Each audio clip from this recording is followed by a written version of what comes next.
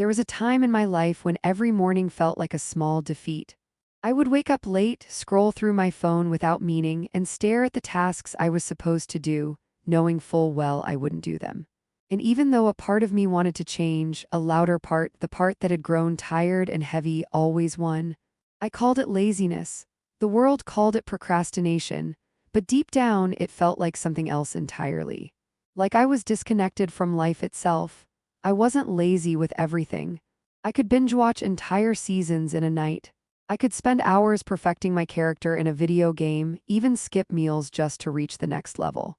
But the moment I opened a textbook and my mind shut down, my energy vanished. My chest grew tight. It was like trying to lift a weight that had no shape, only pressure. People around me didn't understand. You just need more discipline. You're smart, but you don't try. Imagine what you could be if you actually worked hard. Their words echoed in my head like accusations I couldn't argue with. Maybe they were right. Maybe I was just lazy, and for the longest time I believed them. That belief sat in my chest like a quiet shame.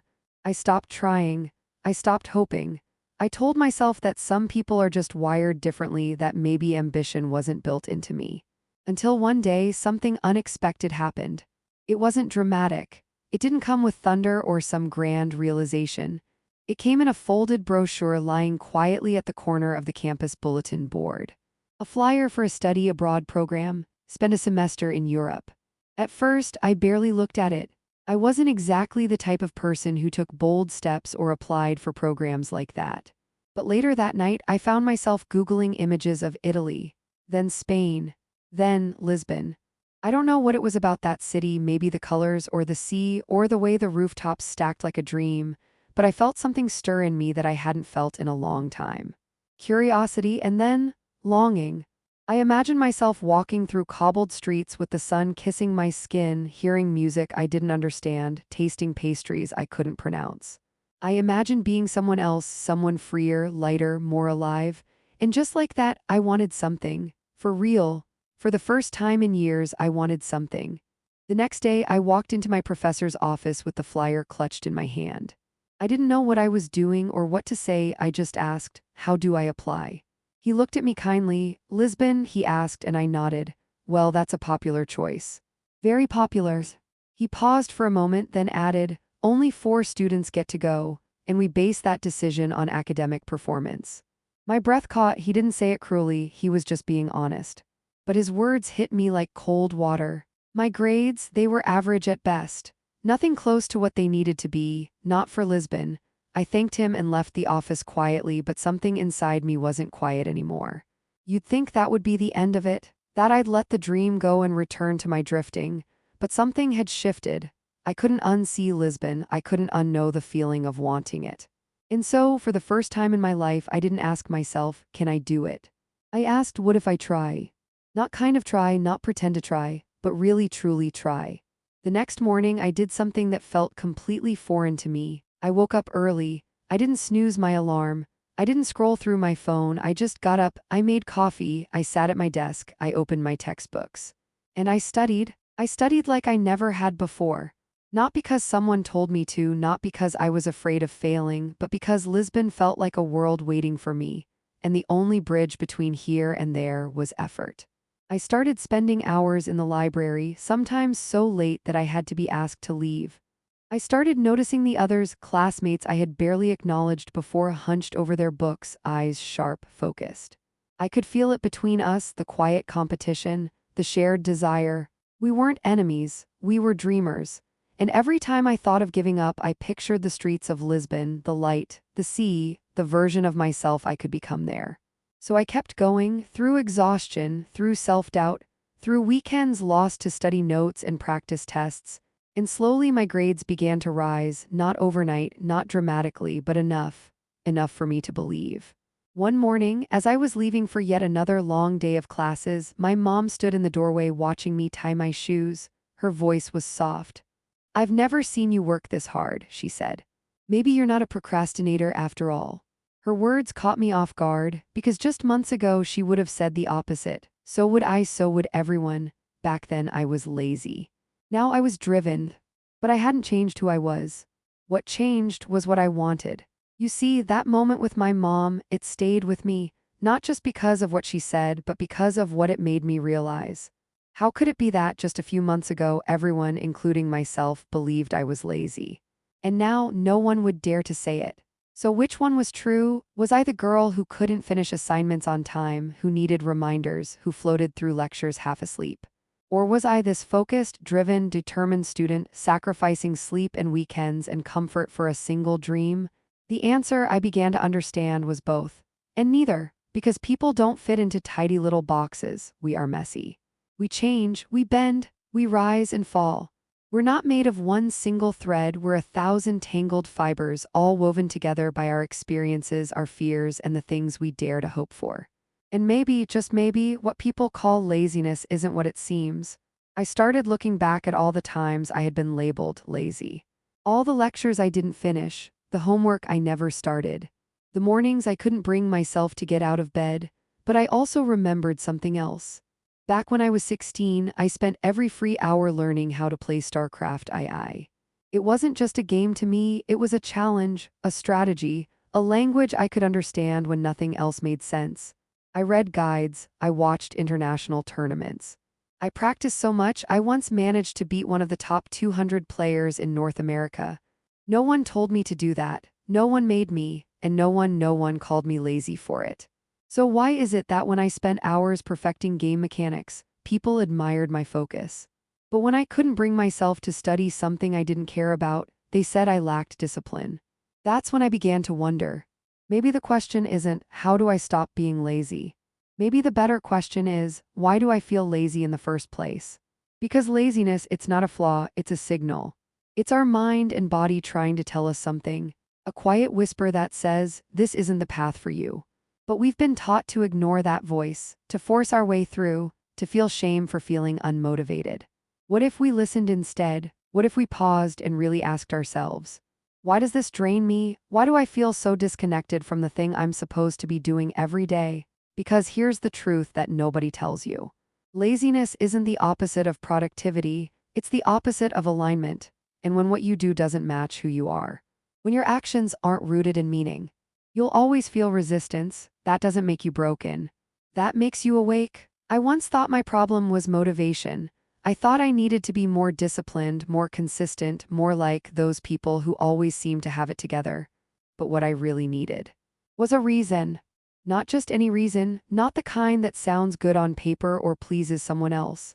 I needed a reason that lived in my chest, that burned behind my eyes, that tasted like freedom and salt and sun-soaked stone. For me, that reason was Lisbon, and for a time it was enough to carry me through the struggle. I wish I could say the rest of the journey was easy, that I studied hard, aced my exams, and got a golden ticket to Portugal without another doubt. But that wouldn't be honest. The truth is, even after working harder than I ever had in my life, I wasn't sure if it would be enough. There were nights when I stared at my GPA spreadsheet and felt the panic rise in my throat. There were mornings I doubted everything, my chances, my worth, my ability to change, because growth isn't a straight line. Some days I felt powerful, focused, on fire. Other days I wanted to crawl back into bed and forget the whole thing. But I kept showing up, and sometimes that's all we can do. We show up for the dream even when it scares us, even when it feels fragile, even when the old voice, the one that says we're not enough, tries to pull us back. And then one day I got the email. The subject line was simple: exchange program placement. My hands shook as I clicked it open, and there it was: congratulations. You've been selected to study abroad in Lisbon, Portugal. I stared at the screen for a long time, not even smiling, just silent, because in that moment I wasn't thinking about Lisbon. I was thinking about all the moments that led to this one, all the times I believed I wasn't good enough, all the days I wanted to quit, all the years I thought I was lazy. But I wasn't lazy. I was just waiting for something to light the match. And maybe so are you. Maybe you're not unmotivated. Maybe you're uninspired. Maybe you're not broken. Maybe you're just not where you're meant to be yet. Because motivation doesn't come from pushing harder. It comes from alignment. From finding the thing that makes you feel alive, even when it's hard. After the shock faded, after the words sank in, I walked outside in silence. The sun was setting. The world felt still. I had made it. The so-called lazy girl who once couldn't finish a reading assignment had somehow found her way to the top 1%, not by magic, not by changing who she was, but by discovering why she wanted to move forward. And in that moment, I realized something even more important than the acceptance itself. It wasn't just Lisbon that changed me. It was the journey of wanting it. You see, people talk a lot about success. They say it's about discipline, about waking up at 5 a.m., about grinding harder, pushing longer, sacrificing more. But what they don't talk about is meaning.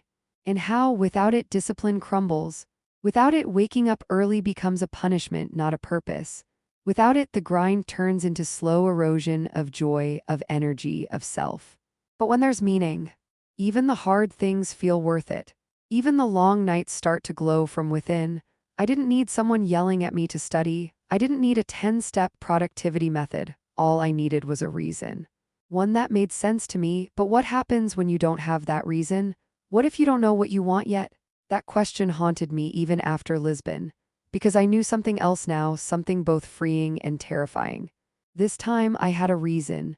But next time I might not. So what then? Do I go back to drifting, to the same empty weight in my chest, or do I start looking for the next fire? After Lisbon, something inside me refused to fall back asleep. I wanted more than grades and checklists. I wanted to find something I could pour myself into, not out of duty, but desire. But that search, it's not always beautiful. Sometimes it's messy, confusing, lonely. You try one thing, it doesn't fit. You try another, still not right. You begin to wonder, is there something wrong with me? Everyone else seems so sure. They have passions, goals, 5-year plans, and here I am, lost again. But here's the truth I want to share with you. Your passion isn't something that knocks on your door and introduces itself. It's something you stumble into, one step at a time. One attempt at a time, sometimes in silence, sometimes in failure, and sometimes in unexpected joy. That's how I found mine, not all at once, not in a movie moment, but in trying things I once ignored. I took a writing class not because I thought I'd be good at it, but because I was curious. I volunteered for an event and realized I loved working with people. The way someone lights up when they feel understood, it stayed with me. I started noticing things that energized me, tiny sparks in the middle of ordinary days, a conversation that lingered, a book I couldn't stop thinking about, a sentence I wrote that actually sounded like me. They were small. So small, but I paid attention, and slowly I started connecting the dots. We grow up thinking that passion should be loud, that it should scream, this is it. But sometimes passion speaks in whispers. It lives in the quiet pull towards something you can't explain, in the way your chest feels lighter when you're doing it, in how time disappears and you forget to check your phone. It's not always what you're best at, but it's always what makes you feel most alive. And if you haven't found it yet, that doesn't mean you never will. It just means you're still searching, still becoming, and there's no shame in that. I know what it feels like to look around and think you're behind, to scroll through your feed and see people winning, achieving, building, becoming while you're still trying to begin. But you are not late, you are not lazy. You're just early in your journey, and maybe your gift isn't behind you in something you missed. Maybe it's ahead of you in something you haven't tried yet. So try without pressure. Try without needing to be perfect. Try like a child picking up a paintbrush for the first time, not to create a masterpiece, but to feel the joy of color on their fingers. That's how discovery begins, not with knowing, but with curiosity. You don't need to have it all figured out. You don't need a 5-year plan. You don't need to wake up tomorrow with a clear purpose and unshakable passion. What you do need is to start listening, not to the world. Not to what success is supposed to look like, but to that quiet place inside you. The place that aches when you do things that don't align. The place that softens when you move closer to joy. And yes, sometimes that joy is buried. Under pressure, under fear, under years of being told you're lazy, unfocused, not enough. But joy is stubborn, it waits. And the moment you begin to pay attention, really pay attention, it stirs, it speaks. And when it does, even the smallest steps forward can feel like freedom. There is no single map to fulfillment, no guaranteed formula to find what sets your soul on fire. But there is movement, there is experimentation. There is the beautiful, chaotic, clumsy art of trying. And every time you try something new, something that tugs at your curiosity, no matter how small, you are turning the soil of your life. You are creating space for something to grow. Even if you don't know what it is yet, even if no one else sees it, you are saying, I am open. I am searching. I am becoming. And that is enough. I didn't go to Lisbon because I was special.